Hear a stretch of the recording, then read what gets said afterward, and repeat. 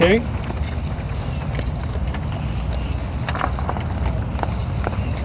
Liriope muscari. It's known as Liriope. We probably should go over Liriope in here when we talk about Ophiopogon because they're both very, they're relatively similar. Okay. So it looks like a grass, but it is very much a clumping, mounding, big ball of foliage. All right. It does eventually bloom, but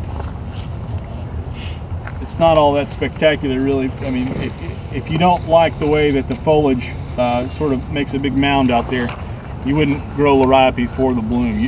Now, it does add to its particular ornamental effect, but it's not something that you're going to grow for the bloom. Typically, the blooms are either on some varieties or cultivars are formed where they actually bloom inside the foliage here, so not actually inside the foliage. The files are in the computer. So simple. That was a good one, Andrew. You're welcome.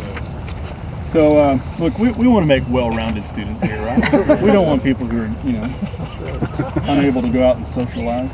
So there's flowers that occur within the canopy of the Liriope, or in certain cultivars there are flowers that occur above the canopy. They use it stem, they're kind of blue. Yeah.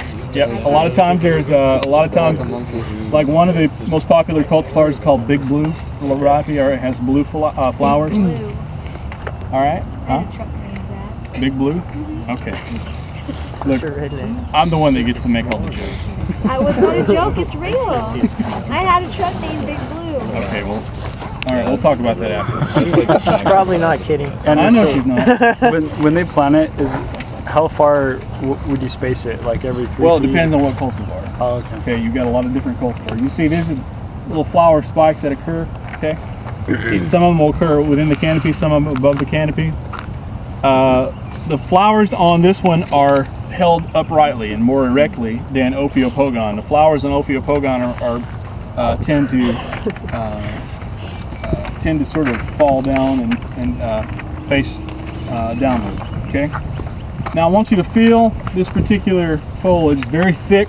Now that's the case for all Liriopes. It's very thick and it's much wider than we find with Ophiopogon. Okay. Strap-like, maybe? I'll go with that.